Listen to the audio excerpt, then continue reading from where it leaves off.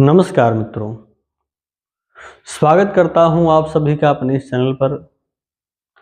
दर्शकों, आज हम बात करेंगे इस वीडियो में मेष राशि वर्ष प्रभाव को लेकर के।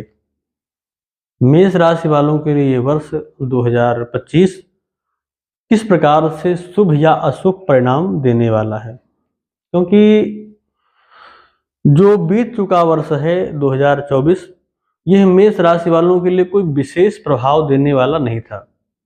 विशेष क्या अगर देखा जाए तो शुभ परिणाम तो इसमें थे ही नहीं। कई प्रकार के कष्टों को प्रदान करने वाला ही ये वर्ष था। अब जो ये वर्ष नूतन वर्ष आ रहा है 2025, ये किस प्रकार से मेष राशि वालों को प्रभावित करेगा। हालांकि देखा जाए तो ये नूतन वर्ष भारतीय परंपरा के अंतर्गत नहीं है, लेकिन फिर भी हमारे प्रत्येक सरकारी कार्यों में जुड़ा हुआ है। हमारी पढ़ाई शिक्षा में भी ये जुड़ा हुआ है। विद्यालयों में इसी तिथि का हम लोग विवेचन करते हैं, जोड़ते हैं, देखते हैं। तो इस नूतन वर्ष के साथ क्या प्रभाव डालेंगे मेष राशि वालों के लिए ग्रह स्थितियां, इसी पर हम विश्लेषण करेंगे। और साथ ही साथ ये वर्ष 2025 क्या प्रभाव डालेगा, क्या शुभ या अशुभ परिणाम देगा, क्या आपके जीवन में नई चीज़ों को प्राप्त कराएगा, या फिर जो प्राप्त वस्तुएं चीज़ें हैं वो खो जाएंगी।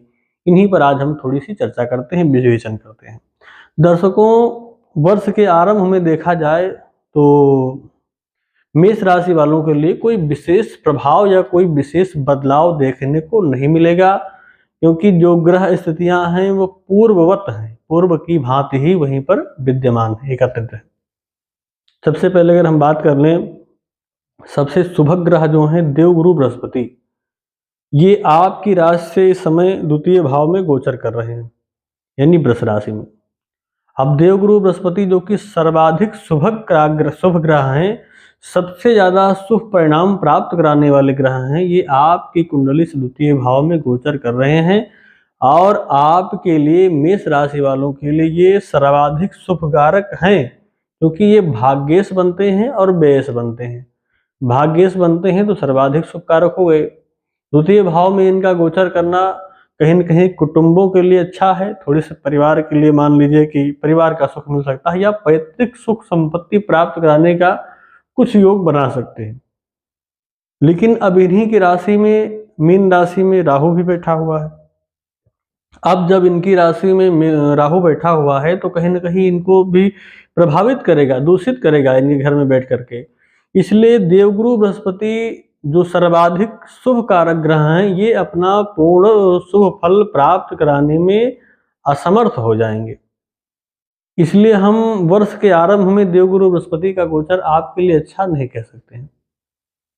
अब बात करें अगर हम राहु की, तो राहु आपकी कुंडली से द्वादश भाव में गोचर कर रहे हैं, मीन राशि में, वर्ष के आरंभ में। अब यहाँ पर राहु का भी गोचर हम अच्छा नहीं मान सकते हैं, क्योंकि द्वादश भाव में राहु का गोचर अच्छा नहीं माना जाता है। कई बार कोर्ट कचहरी, कारागार आदि के योग बना देते हैं ऐसे पर, यहाँ पर बैठे हुए राहु, तो राहु का गोचर भी अच्छा नहीं है। दृष्टि केतु आ जाते हैं षष्ठ भाव में। यहाँ पर केतु जब बैठते हैं तो कई प्रकार के आंतरिक रोग देते हैं। ऐसे रोग हो जाते हैं जो कई बार डॉक्टरों के या चिकित्सकों के पकड़ में ही न आए। तो राहु का भी यहाँ पर गोचर वर्ष के आरंभ में आपके द्वादश भाव में होना कोई अच्छी बात नहीं है, क्योंकि इनकी जो दृष्टि है वो दृष्टि भी कहीं न कहीं हर प्रकार से कष्ट प्रदान करने वाली रहेगी। राहु की दृष्टि, पंचम दृष्टि जब आपकी चतुर्थ भाव पर होगी तो परिवार में कलह का होना, और कहीं न कहीं जो उन वस्तुओं की आपके मन में चाह है, प्राप्त है, संपत्ति आदि प्राप्त करना चाहते हैं, तो उनमें भी कहीं न कहीं बाधक बन जाएंगे राहु यहाँ पर। तो वर्ष के आरंभ में राहु का गोचर भी हम अच्छा नहीं कह सकते हैं मेष राशि वालों के लिए। और शनि की बात की जाए तो शनि आपकी राशि से वर्ष के आरंभ में एकादश भाव में गोचर कर रहे हैं। अब एकादश भाव में बैठे शनिदेव क्या अच्छा परिणाम आपके लिए दे देंगे। यहाँ पर बैठ करके देखा जाए तो बड़े भाई या जो पिताजी के भाई हैं, चाचा दादा आदि, उनके साथ भी संबंध में कहीं न कहीं खराबी ला देना, संबंध में कड़वाहट ला देना, ये सब कार्य यहाँ पर बैठ करके शनि कराएंगे।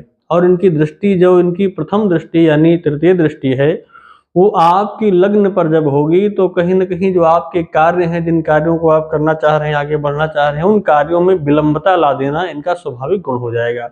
कई बार आपके कार्य विलंबित हो जाएंगे। तो यहाँ पर बैठे शनि भी कोई अच्छा रिजल्ट देने वाले नहीं हैं, और इनकी सप्तम दृष्टि पंचम भाव पर होकर के संतान का विलंबित करा देना, प्रेम संबंधों में विच्छेद ला देना, इस प्रकार का कार्य करेगी। हालांकि इनकी दसम दृष्टि जो अष्टम भाव पर होगी वो थोड़ी सी अच्छी कही जा सकती है, क्योंकि यहाँ पर हो सकता है कि आयु वृद्धि कारक बन जाए। बाकी वर्ष के आरंभ में इन तीनों ग्रहों के गोचर मेष राशि वालों के लिए अच्छे नहीं कहे जा सकते हैं, लेकिन जब ये बदलाव में आएंगे तब क्या परिणाम आपके लिए लाएंगे। जब सबसे पहले हम बात करेंगे देवगुरु बृहस्पति की। 10 मई से जब देवगुरु बृहस्पति आपकी राशि से तृतीय भाव में गोचर कर जाएंगे, देवगुरु बृहस्पति जब मिथुन राशि में आ जाएंगे और मेष राशि वालों के लिए तृतीय भाव में आ जाएंगे, तब ये अच्छा परिणाम देने वाले हो जाएंगे। क्योंकि तृतीय भाव में बैठ करके देवगुरु बृहस्पति एक तो अपने ही भाव को, यानी उनकी जो 7वीं दृष्टि होगी वो दृष्टि होगी नवम भाव पर, और वहां पर उनकी ही राशि है।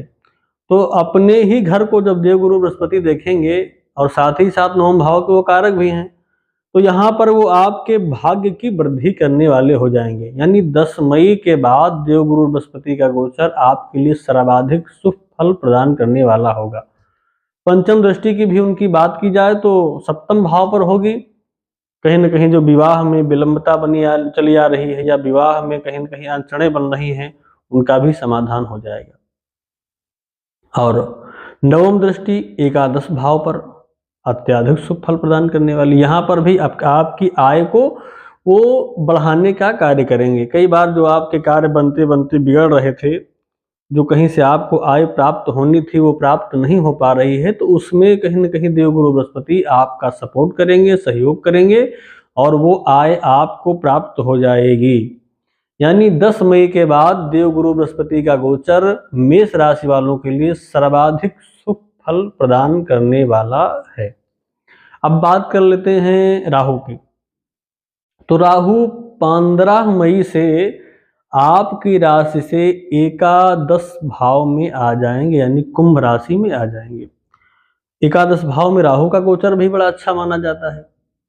तो कहीं न कहीं राहु भी आपके लिए अनुकूल फल ही प्रदान करने वाले होंगे, अचानक धन कारक योग भी बना सकते हैं। हालांकि यहाँ पर बैठे हुए राहु हो सकता है कि जो आपके रिश्ते हैं, जो आपके पिताजी के भाई हैं, चाचा दादा आदि, इनके द्वारा संबंधों में मधुरता न आए, लेकिन लाभ के क्षेत्र में देखा जाए तो यहाँ पर बैठे राहु आपको अचानक लाभ प्रदान करने वाले हो जाएंगे। अब इसके बाद हम बात कर लेते हैं शनि की। शनि 20 अप्रैल से मीन राशि में प्रवेश कर जाएंगे। अब शनि जब मीन राशि में प्रवेश कर जाएंगे तो आपके लिए शनि की 7.5 का योग प्रारंभ हो जाएगा। यानी आपकी कुंडली में शनि की 7.5 प्रारंभ हो जाएगी। 7.5 का प्रारंभ होने का कारण, सबसे मूल कारण यही है कि अगर आपकी कुंडली में चंद्रमा कहीं से भी पीड़ित है, शनि की दृष्टि से दृष्ट है, या चंद्रमा बहुत कमजोर है, तो ऐसी स्थिति में आपको मानसिक तनाव का सामना करना पड़ सकता है। मानसिक तनाव, मानसिक डिप्रेशन, ये होना स्वाभाविक है शनि की 7.5 में। हालांकि 7.5 के दौर में आप नित्य शनिदेव का दर्शन करें, दीपदान करें और हनुमान जी का दर्शन करें मंगलवार को, तो बहुत हद तक राहत आपको प्राप्त रहेगी। बीच में 2 से 2.5 महीने के लिए शनि जब वक्री होंगे तब भी थोड़ा सा राहत मिलेगी, यानी शनि की 7.5 आपके ऊपर से हटेगी, लेकिन फिर ही जुलाई में प्रारंभ हो जाएगी। तो कहीं ना कहीं अब आप 20 अप्रैल के बाद शनि की 7.5 से युक्त हो जाएंगे। लेकिन शनि का द्वादश भाव में होना कोई बहुत खराब नहीं, ये आपके लिए दशम और एकादश भाव के स्वामी होते हैं, यानी कर्म और लाभ भाव के स्वामी होते हैं। अब लाभेश होकर के द्वादश में होना बहुत अच्छा भी नहीं कह सकता, क्योंकि जब लाभेश होकर के द्वादश में होंगे तो हो सकता है कि कहीं हद तक आपके लाभ को, आय को खर्चा कराने का प्रयास करेंगे, लेकिन शनि जैसा पापक ग्रह बैठ करके कई बार आपके बिना कारण के व्यर्थ व्यय को भी रोकने का काम करेगा। तो यहाँ पर शनि आपके व्यय को भी रोकेंगे, लेकिन इनकी साढ़े साती होने के कारण कई बार मानसिक तनाव का सामना आपको करना पड़ सकता है। तो इनकी जो दृष्टि होगी शनि की, द्वादश भाव में रहेंगे, तो जो इनकी तृतीय दृष्टि होगी, तृतीय दृष्टि के द्वारा जब ये आपके द्वितीय भाव, धन भाव को देखेंगे, तो कई बार धन को एकत्रित होने में समस्या ला सकते हैं। परिवार में भी मतभेद और कुटुंब का जो सहयोग, स्नेह प्राप्त होना चाहिए, उसमें भी कमी आ जाएगी। हालांकि इनकी सप्तम दृष्टि षष्ठम भाव पर पड़ करके कई बार आपके रोग, ऋण और शत्रु तीनों का शमन करने वाली हो जाएगी। अगर आप बहुत दिनों से किसी कर्ज में डूबे हुए थे तो समझ लीजिए कि समय आ गया है, कर्ज से आप उद्धार हो जाएंगे, कर्ज आपका दूर हो जाएगा। शत्रु भी आपको बहुत प्रताड़ित कर रहे हैं, परेशान कर रहे हैं, तो शत्रुओं का भी शमन यहाँ पर बैठे हुए शनि अवश्य करेंगे, रोग का भी शमन करेंगे। अब इनकी दसम दृष्टि आपके नवम भाव पर, भाग्य पर होगी, तो भाग्य में कोई विशेष परेशानी लाने वाले नहीं होंगे। शनिदेव यहाँ पर भाग्य भाव पर दृष्टि डाल करके भाव को अवरोधित नहीं करेंगे, यद्यपि आपको धर्म के क्षेत्र में भी वो आपको ले जाएंगे, उस ओर भी आपको ढकेलेंगे। तो देखा जाए तो कहीं न कहीं मेष राशि वालों के लिए यह वर्ष 2025 वर्ष के आरंभ में तो कोई विशेष प्रभाव देने वाला नहीं है, क्योंकि यहाँ पर ग्रह स्थितियाँ जो हैं वो पूर्वोत्त हैं, पूर्व की भांति हैं। लेकिन जैसे ही ग्रह बदलाव करेंगे, चाहे देवगुरु बृहस्पति हो, चाहे राहु हो और चाहे शनि हो, हालांकि शनि की साढ़े साती भी बदलाव के साथ प्रारंभ हो जाएगी, लेकिन फिर भी बहुत हद तक ये तीनों ग्रह मेष राशि वालों के लिए शुभ फल प्रदान करने वाले रहेंगे। इसलिए यह वर्ष, जो वर्ष बीत रहा है, जो बीत चुका है 2024, उसकी भांति, उसकी अपेक्षा अगर इन दोनों को देखा जाए तो ये 25 आपके लिए बहुत हद तक शुभ फल प्रदान करने वाला है। बहुत से ऐसे बिगड़े कार्य या अटके कार्य थे जो इस वर्ष आपके पूरे हो जाएंगे, चाहे वो मांगलिक कार्य हो, चाहे आप कोई प्रॉपर्टी लेना चाह रहे हो, चाहे आप वाहन के बारे में सोच रहे हो, तो ये सारे कार्य अब इस वर्ष आपके संपन्न होंगे। शनि के साढ़े साती रहेंगे, तो उसके लिए आप शनि देवता की उपासना करते रहें, हनुमान जी की उपासना करते रहें, यही आपके लिए उपाय, यही आपके लिए बचाव है। तो आज के लिए बस इतना ही। पुनः मिलेंगे दूसरे वीडियो में दूसरी राशि का प्रभाव लेकर के, वर्णन लेकर के। तब तक के लिए नमस्कार।